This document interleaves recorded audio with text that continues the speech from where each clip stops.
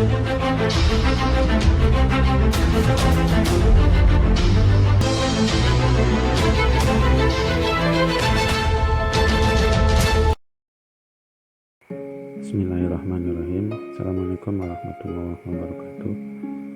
Berikut ini adalah kisah nyata seseorang yang mendapat hidayah melalui anaknya.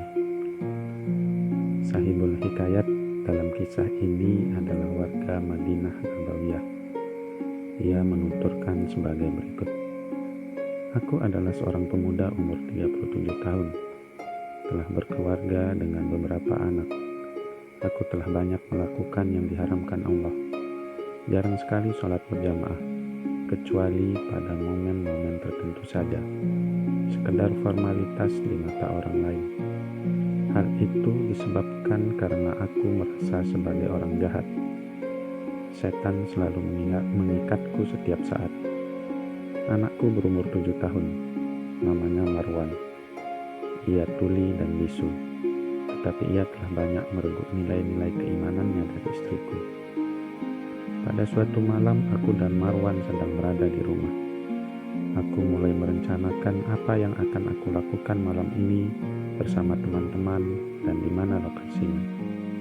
Saat itu selepas sholat maghrib, dengan bahasa isyarat, anakku mengatakan sesuatu. Aku sangat paham kalau dia menginginkan diriku untuk sholat. Mengapa Bapak tidak sholat? Begitu kira-kira yang ingin dikatakan. Kemudian, ia mengangkat kedua tangannya ke langit. Lagi-lagi dengan isyarat, ia mengultimatum bahwa Allah akan melihatku.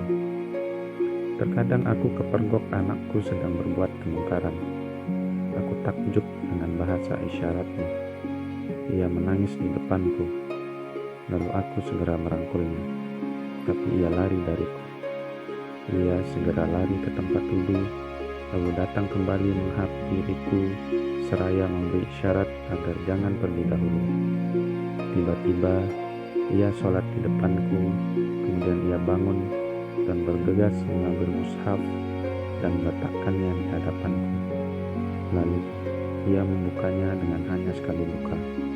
Kemudian jari telunjuknya menunjuk kepada salah satu ayat dalam surat Maryam. Wahai Bapakku, sesungguhnya aku khawatir bahwa kamu akan ditimpa azab dari Tuhan yang Maha Pemurah, maka kamu menjadi kawan bagi setan. Begitu terjemahan surat tadi. Setelah itu anakku langsung menangis, dan aku pun spontan ikut menangis. Lalu ia bangun dan mengusap air mataku. Kemudian ia mencium kepala dan tanganku. Dan lagi-lagi, dengan bahasa isyarat dia berkata kepadaku, Wahai ayahku, sholatlah sebelum engkau dimasukkan ke dalam liang lahat, dan engkau akan menuai azab. Demi Allah, aku sangat takut dan gemetar. Tidak ada yang mengetahui keadaanku saat itu kecuali Allah. Aku segera bangun.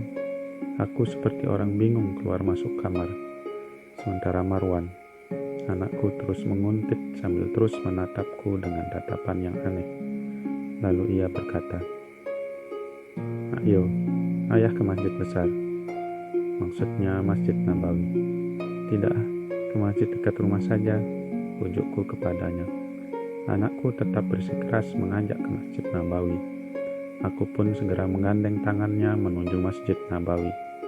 Aku masih takut dan gemetar. Sementara anakku seperti tidak berhenti sekejap pun menatapku. Sesampainya di Masjid Nabawi, aku segera menuju Raudhah, yang saat itu telah penuh sesak dengan manusia menjelang sholat Isya. Pada saat sholat Isya, aku pun mendengar sang imam membaca salah satu ayat berikut, yang artinya, Hai orang-orang yang beriman, janganlah kamu mengikuti langkah-langkah setan. Barang siapa yang mengikuti langkah-langkah setan, maka sesungguhnya setan itu menyuruh mengerjakan perbuatan yang keji dan yang mungkar. Sekiranya tidaklah karena karunia Allah dan rahmatnya kepada kamu sekalian, niscaya tidak seorang pun dari kamu bersih dari perbuatan-perbuatan keji dan mungkar itu selama-lamanya. Tetapi Allah membersihkan siapa yang dikehendakinya, dan Allah Maha mendengar lagi Maha mengetahui. Aku tak mampu menguasai gelora jiwaku. Aku tak kuasa menahan tangisku. Aku menangis dan Marwan pun ikut menangis karena mendengar tangisku. Di tengah sholat, Marwan mengeluarkan sapu tangan dari saku bajuku, lalu mengusap air mataku. Selepas sholat, aku masih tetap menangis. Sementara Marwan terus mengusap air mataku. Tidak terasa aku telah bersimpuh di Masjid Nabawi selama 1 jam penuh, sehingga anakku berkata, "Sudahlah ayah, jangan takut." Kami pun bergegas pulang ke rumah. Malam itu terasa malam yang paling indah dalam hidupku. Aku seperti dilahirkan kembali ke dunia. Istriku pun kemudian hadir di dekatku, juga anak-anakku. Kami semua menumpahkan tangis, meski anak-anakku yang lain tidak mengerti apa yang terjadi. Lalu Marwan berkata, "Ayah tadi sholat di Masjid Nabawi.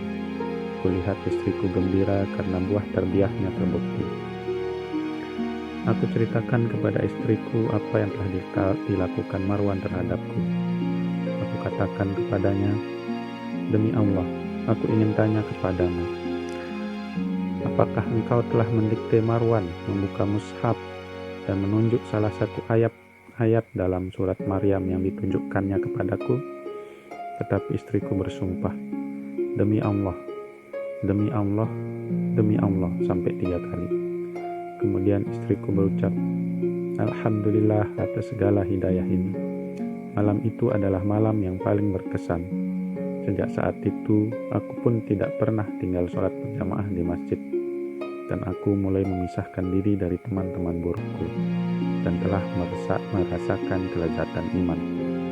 Seandainya Anda melihatku saat itu, Anda akan dapat melihat hal itu dari wajahku.